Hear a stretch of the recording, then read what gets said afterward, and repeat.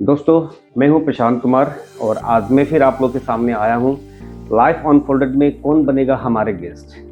India में काफ़ी तेज़ी से लॉजिस्टिक कंपनी ग्रो कर रही है और इसी लॉजिस्टिक कंपनी को तेज़ी से आगे बढ़ा रहे हैं। आज हमारे गेस्ट हमारे साथ जुड़े हुए हैं मनीष गुप्ता जी, जो वर्ल्ड लार्जेस्ट मैनेजमेंट और ओसीएस के मेन बिजनेस इनका यूरोप में है और इंडिया में भी काफ़ी तेज़ी से ये एक्सपैंड कर रहे हैं।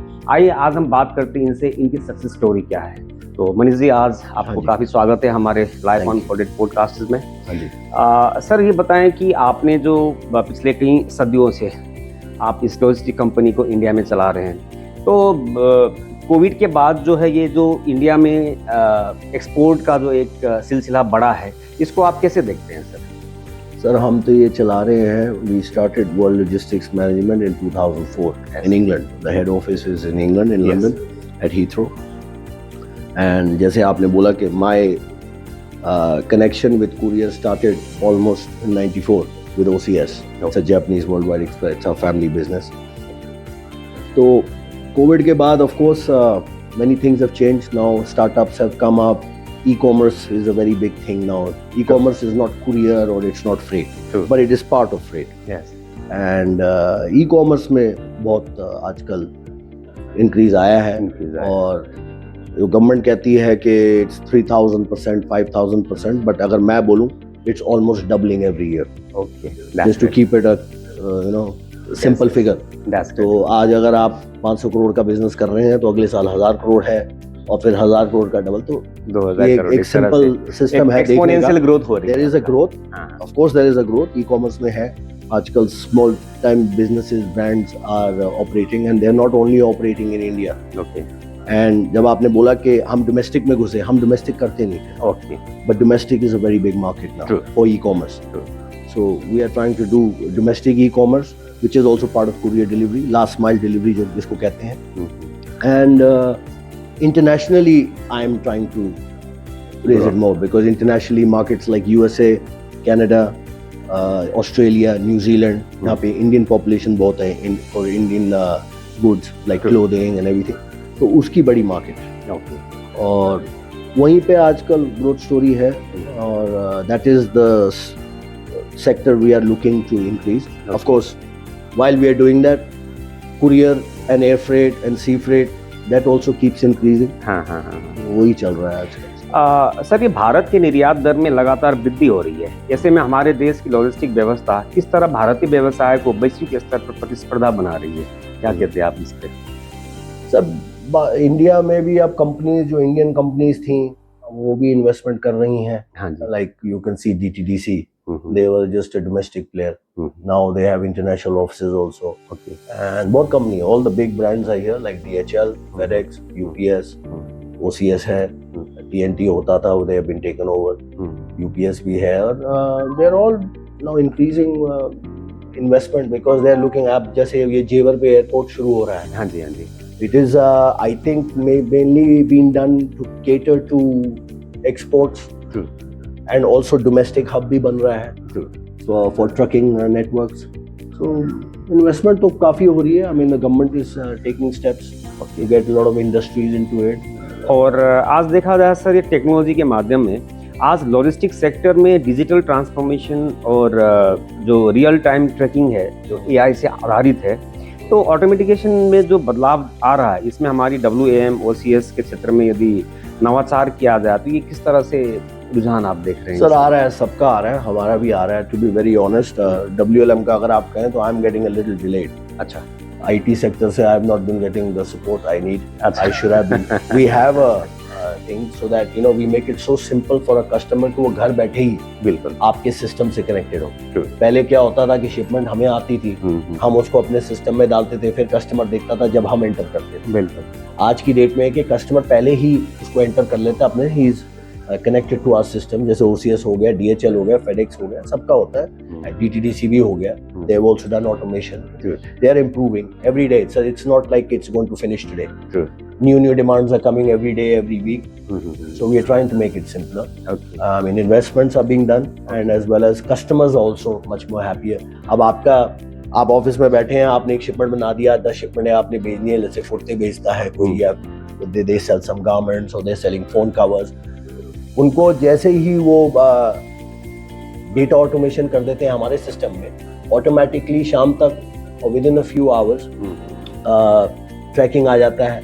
With the tracking link they can send to the final customer. तो उसको भी पता चल जाता है कि जी ये शिपमेंट लग गई है और ये shipment is on the way. So उसको अपडेट्स आते रहते हैं. Once a driver is arriving after, like in road services, this is about 6 to 8 working days, which we normally quote to our customers all over India. North India में शायद 2 से 3 दिन होगा. And customer is getting to know कि आज ये इस warehouse में है because of the automation and because of the investments by every company. And उसको पता होता है कि आज तो अगर वो ऑफिस में नहीं होते, वो अपने ऑफिस में किसी को बोल देते हैं कि ये आपसे एक्सपेक्टेड है, तो वो लिंक्स भेज देते हैं. तो इससे बड़ा फायदा हो रहा है, सबको हो रहा है. Not only to the company, हमारे लिए भी वर्कलोड कम हो रहा है. Our customer is more happy and even his final customer is more happy that he knows that his shipment after he is paid online he is receiving the update. Technology के माध्यम से आप कह रहे हैं कि आज कस्टमर्स को जो काफी इजी हो गया ट्रैक करने के लिए कि उनकी सामान कहाँ पहुंचा है ना, कब तक पहुंचेगा. ये एक अच्छा सिस्टम हो गया एआई के थ्रू या टेक्नोलॉजी के आईटी टेक्नोलॉजी के थ्रू. नहीं, AI is also now coming into it. Yes yes. There are some customers, उनको थोड़ा प्रोसेस समझाना पड़ता है. जी जी. Now we are trying to upgrade the system in such a way that we integrate AI into it. You can even say something and it will do it for you. Yes, true. So changes are happening. Maybe today it's AI, maybe tomorrow it's something else. Something else. Yeah, technology is always keep So changing. it is never going to stop now because it's all technology based now. और sir देखा जाए कि चुनौती और समाधान के मामले में है ना, भारत में लॉजिस्टिक क्षेत्र में अभी भी कुछ प्रमुख चुनौतियां हैं, जैसे लास्ट माइल डिलीवरी हुआ, इंफ्रास्ट्रक्चर की कमी और ईंधन की लागत. इस समस्याओं के समाधान के लिए क्या व्यावहारिक कदम उठाए जा सकते हैं? सर देखिए, एज इन ईंधन का आप कह रहे हैं, that of course affects prices. बिल्कुल. एक टाइम होता था कि like we are working with big companies like DHL, FedEx, OCS. We are exclusive wholesale agents for them. हमें एक टैरिफ जनवरी में मिलता था, then it used to go on till May, और मई में फिर एक और मिलता था, या तो वो सेम होता था या थोड़ा चेंज होता था. But now with all these fuel prices, because of all the routes worldwide, you know politically how things are, it keeps going up and down. Yes. So आजकल weekly rates जाते हैं. Yes. So customer के पास naturally now that we are connected electronically through technology, तो आजकल तो ये नहीं है कि हमें पहले फिजिकली जाके मिलना पड़ता था सेल्स स्टाफ को कि जी ये अपडेट्स आ रहे हैं, चेंज हो रहा है, शायद कम भी हो रहा है, बढ़ भी रहा है. आज की डेट में तो सीधा उनके सिस्टम पे ही वो टैरिफ अपडेट हो रहा है. तो ये भी एक फायदा है. बट इसका नुकसान ये है कि कस्टमर्स के पास आजकल to work with for a whole year और 6 months they don't have a proper price. Okay. But this is, I guess, because of political situation, nobody can do anything. I mean, even customers understand it's not our fault. Yes. We also understand what the customers are asking, why they are upset. बिल्कुल. तो ये तो है, problems हैं. एक चीज जो sir मैंने भी खुद देखा है, ये लॉजिस्टिक में कहीं या कुरियर सर्विसेज वगैरह में कोई भी कुरियर कंपनीज की प्राइसेस जो है फिक्स नहीं होता है, सभी का कुछ because of this fuel price, because of the fuel price और कंपटीशन का है या कंपटीशन का. I mean, what we are trying to do in the last mile, अगर आप कहेंगे, knows that his shipment after he's paid online, he is receiving the update. Technology के माध्यम से आप कह रहे हैं कि आज कस्टमर्स को जो काफी इजी हो गया ट्रैक करने के लिए कि उनकी सामान कहाँ पहुंचा है ना, कब तक पहुंचेगा. ये एक अच्छा सिस्टम हो गया एआई के थ्रू या टेक्नोलॉजी के आईटी टेक्नोलॉजी के थ्रू. नहीं, AI is also now coming into it. Yes yes. There are some customers, उनको थोड़ा प्रोसेस समझाना पड़ता है. जी जी. Now we are trying to upgrade the system in such a way that we integrate AI into it. You can even say something and it will do it for you. Yes, true. So changes are happening. Maybe today it's AI, maybe tomorrow it's something else. Something else. Yeah, technology is always keep So changing. it is never going to stop now because it's all technology based now. और sir देखा जाए कि चुनौती और समाधान के मामले में है ना, भारत में लॉजिस्टिक क्षेत्र में अभी भी कुछ प्रमुख चुनौतियां हैं, जैसे लास्ट माइल डिलीवरी हुआ, इंफ्रास्ट्रक्चर की कमी और ईंधन की लागत. इस समस्याओं के समाधान के लिए क्या व्यावहारिक कदम उठाए जा सकते हैं? सर देखिए, एज इन ईंधन का आप कह रहे हैं, that of course affects prices. बिल्कुल. एक टाइम होता था कि like we are working with big companies like DHL, FedEx, OCS. We are exclusive wholesale agents for them. हमें एक टैरिफ जनवरी में मिलता था, then it used to go on till May, और मई में फिर एक और मिलता था, या तो वो सेम होता था या थोड़ा चेंज होता था. But now with all these fuel prices, because of all the routes worldwide, you know politically how things are. It keeps going up and down. Yes. So आजकल weekly rates जाते हैं. Yes. So customer के पास naturally now that we are connected electronically through technology. तो आजकल तो ये नहीं है कि हमें पहले फिजिकली जाके मिलना पड़ता था सेल्स स्टाफ को कि जी ये अपडेट्स आ रहे हैं, चेंज हो रहा है, कम भी हो रहा है, बढ़ भी रहा है. आज की डेट पे तो सीधा उनके सिस्टम पे ही वो टैरिफ अपडेट हो रहा है. तो ये भी एक फायदा है. बट इसका नुकसान ये है कि कस्टमर्स के पास आजकल to work with for a whole year और 6 months they don't have a proper price. Okay. But this is, I guess, because of political situation, nobody can do anything. I mean, even customers understand it's not our fault. Yes. We also understand what the customers are asking, why they are upset. तो ये तो है problems है. एक चीज़ जो sir मैंने भी खुद देखा है, ये लॉजिस्टिक में कहीं या कुरियर सर्विसेज वगैरह में कोई भी कुरियर कंपनीज की प्राइसेस जो है फिक्स नहीं होता है, सभी का कुछ because of this fuel price, because of the fuel price और कंपटीशन का है या कंपटीशन का. I mean, what we are trying to do in the last mile, अगर आप कहेंगे, like companies like who are doing last providing as a DTDC हो गया, डिलीवरी हो गया, DHL हो गया, FedEx हो गया, domestically also they are operating, Aramex भी हो गया, Skynet भी है, बहुत कंपनियां हैं. I mean, इंडिया में बहुत domestic ingrown Indian companies भी हैं. They are trying to get on the electronic bandwagon of vehicles. Okay. So उससे थोड़ा फर्क आएगा क्योंकि naturally they are fuel based अगर आप यूज कर रहे हैं और पे कर रहे हैं. So everybody is trying, but ये अप डाउन तो चल रहा है. ये तो नेचुरली सी है ना market. And this is not only in India, it's everywhere in the world because everybody is now converting to the electronic. तो सर जिस तरह से जो क्वेश्चंस वगैरह आते हैं प्राइस के मामले में, डिलीवरी के मामले, तो हैंडलिंग ऑब्जेक्शन सर आप कैसे करते हैं कस्टमर्स को? Sir it all comes down to the fact that if you have 10 deliveries, you have a different price. If you have one delivery, you have a different price. So the more the volume customers create, the better the price for them, considering the present situation. क्योंकि एक चीज जो आपके लिए पहले 50 रुपए की होती थी, एक domestic delivery, for example, we are delivering it from this office from Hoskas to let's say South Delhi. Let's say it's about 50 rupees or 75 rupees including GST. It's a challenge. It can go up to 85. It can even come down to 45. But slowly, everybody is making the change to electronic, based vehicles for last mile delivery. Sure.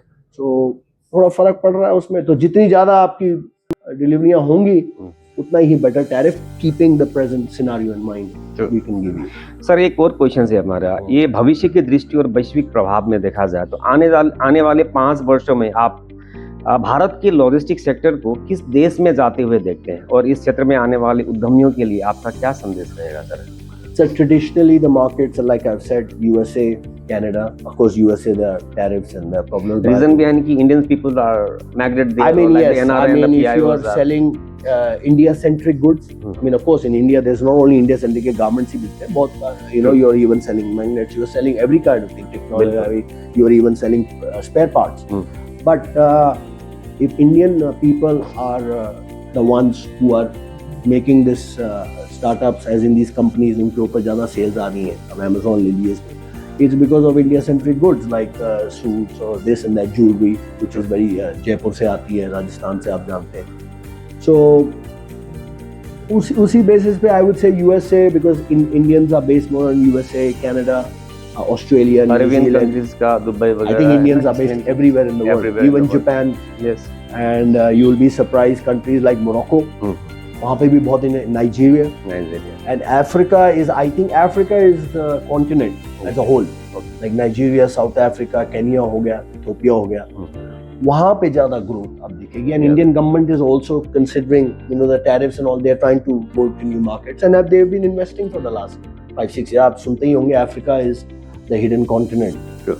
So I would say Africa, और तभी हमारे वहाँ offices हैं. I have an office in Nigeria, I have an office in South Africa, Kenya, and अब Ethiopia में शुरू कर रहे हैं, and we are trying to open a hub in Brussels. That's good. It's planned, क्योंकि Brussels is the gateway to Europe and also to French-speaking and English-speaking Africa. That's good.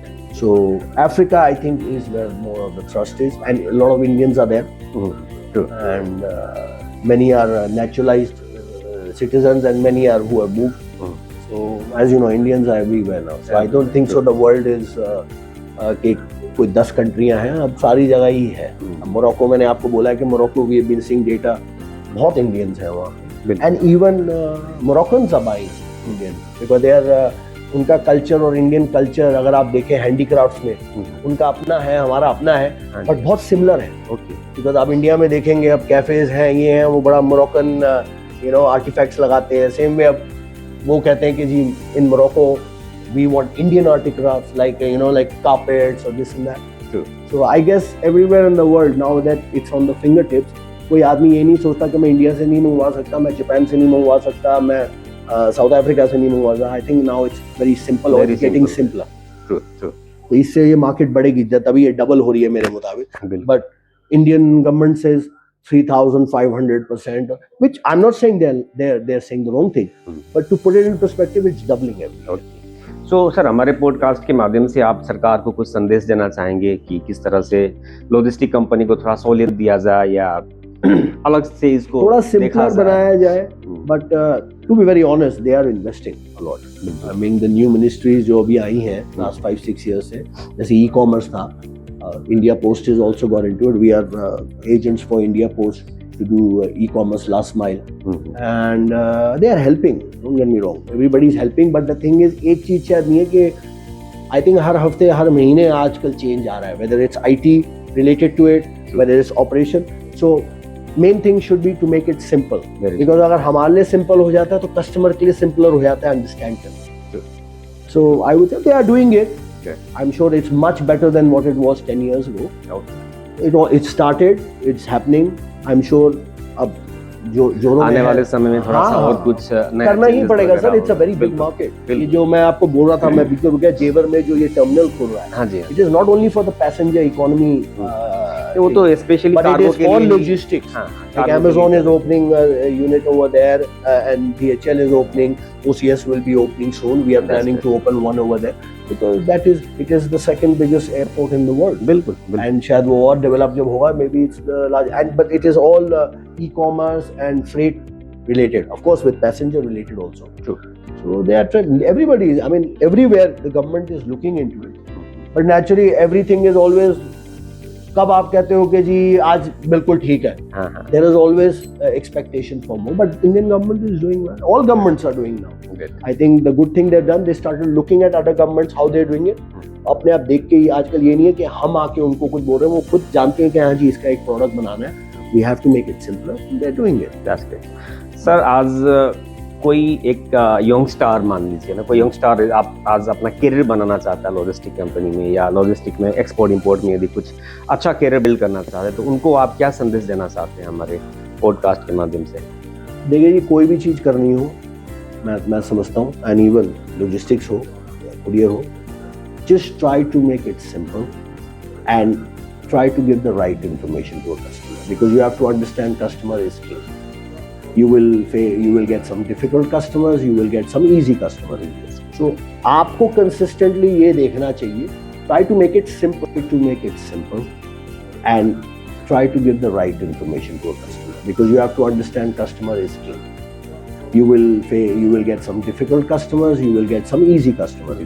So आपको consistently ये देखना चाहिए, try to make it simple for you. आपको पता कि ये आपका रूटीन है, आपको पता है कि ये कहाँ आपको प्रॉब्लम आएगी, ये कस्टमर कहाँ, तो आप उसको पहले ही आगे से देख के पहले ही कस्टमर को, I won't say it's not like, it's like a warning in the sense that in this country, like country to country it's different. अब मैं जापान को शिपमेंट भेजता हूँ, बिल्कुल आराम से चले जाता है, but if you send something to Africa at the moment, there are challenges. तो हम जैसे, I'll give you a very simple example. If I am told as per the system that it was a 10 to 14 day delivery, हम automatically customer को system पे भी, whether it's through automation and even when we are speaking to them face to face, we always give them 2 to 4 days extra. Okay. जल्दी हो जाता है तो customer भी happy होता है. बिल्कुल. But you have to understand the customer is also dependent on his final customer. So whatever you are passing to him is going to go to him. अगर उसको वहाँ problem होगी तो हमें भी problem. So what I'm trying to say is keep it simple, keep it straight. I know कभी-कभी bad news is not taken lightly, but it's better to give the bad news first. And things are improving. जैसे मैं Japan आपको कह रहा था, Japan पहले ई commerce में 10-10, 12-12 दिन रहा, लेकिन आजकल 6 से 7 दिन में हो रहा है, पर अभी भी हम कस्टमर को कहते हैं 6 to 10 days. So keep it simple, so that you have a good relationship with your customer. Customer is king, and his customer is king for him. True.